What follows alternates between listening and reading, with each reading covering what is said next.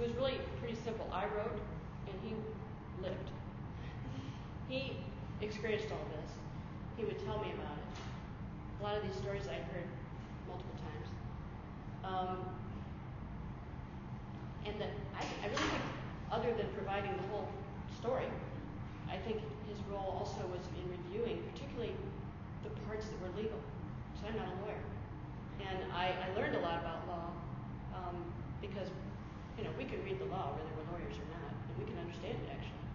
And so I read all the trial transcripts on all these cases. I read police reports, scientific lab reports, just about anything you can put your hands on, articles that have been written about them. All three of them were high-profile cases in Ohio.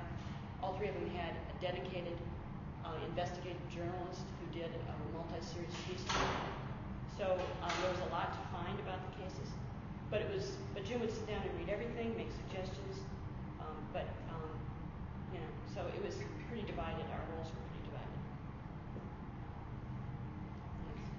So, out of the stories that you included in the book, how many stories of presumed innocence or questionable innocence would your husband have, considered before putting in the book?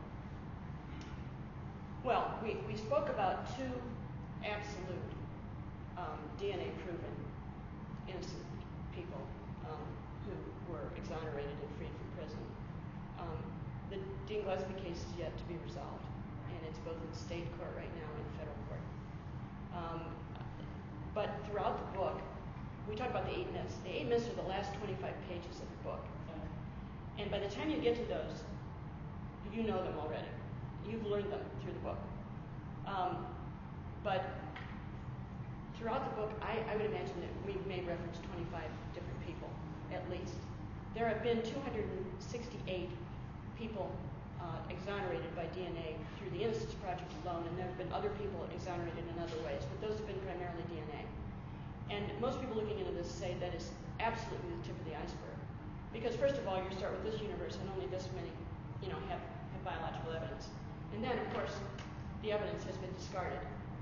And then you've got prosecutors who, no way are going to let you look at it, believe it or not. And when you get right down to it, what you get is, you get Innocence Projects sometimes that won't even take a case if the person's going to be paroled within 10 years, because this is how long it's going to take to get through the court system. So on top of that, then they have to be someone who, who probably has family backing them, because it's gonna totally bankrupt the family, the cost of it all. Most of these people, have spent everything they can to try to free usually it's a son.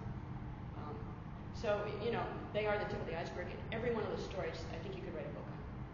They're all very fascinating. I would like to know how this book,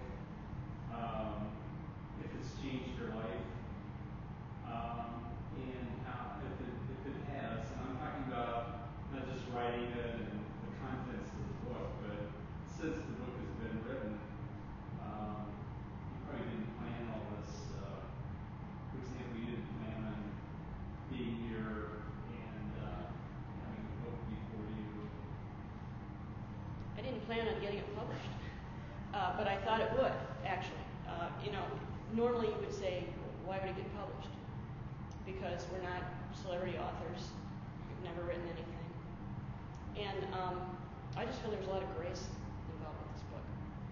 Just the first publisher who saw it, who we didn't know, we had no connections whatsoever, bought the book, which is unheard of. We didn't even have an agent. We skipped that, which is unheard of. And the way it's changed my life is more that I really feel that I have to remain committed to this cause. And it's a little frustrating. If I were younger, I'd go to law school. But I guess I'm trying to promote the book because that's probably the best way I can promote the cause. And it's also really kind of just awakened in me the thought that we really need people of all ages, including my age, people who are ready to retire, to not so fast. I mean, apply apply your experience, apply what you've learned in life, and try to make things better, because there's a lot of fixing out there that needs to be done. So it's changed my life in that way. I'm not dreaming about laying on a beach. I was going to ask about the problem and the solution to all the people that have been wrongly convicted. Is it more of a systemic thing that's wrong with our system, or is it something that we just need to fix the cases through different innocence projects and education, or is there something larger that's wrong? Well, the innocence projects are involved in two things. One, trying to get innocent people out of prison. Two, reforming the system. Because just as when an airplane crashes, and we're all over it to find out what went wrong, for the first time in history, really, DNA has given us a body of error. This is the biggest mistake the criminal justice system can do, convict the wrong person. And now we have 268 pieces of error to look at, and we didn't have to do that. That has been done. And there are 6 contributors that show up over and over again to wrongful conviction. And there are proven ways, procedurally, that we can improve accuracy in presenting evidence to a jury. So the 8 myths, most of them also have recommended reforms. One of the things the book talks about is Jim, my husband, and Mark Godsey, and several legislators last summer. The result of it all, it took a couple of years, the legislature passed law in Ohio that required some of the reforms that are in this book. It makes Ohio nation-leading in criminal justice reform. These same things need to be passed in other states, and we have more that we could get passed in Ohio as we keep working on this. I'll give you just one example. A typical lineup is 6 people or 6 photographs. They're spread out like that. The problem with that is that the victim, believes that the person must really be there. They wouldn't show me these 6 pictures if they're not there. And so they look for the one that looks closest. Now that's fine if the person's really there. But if the person isn't there, that's when you have a wrongful conviction or wrongful identification. Police know that 30% of the time victims select the non-suspect, who's usually another policeman. So they know that there's a lot of error in lineups. The answer to that is to give them one person at a time. Then they have no relative thing. If they look at that person and say, well, no, that person didn't do it, they're not going to say, well, that person looks more like the person who did it than the next one. No, that person didn't do it. And that's the kind of thing that can make a world of difference in the outcome.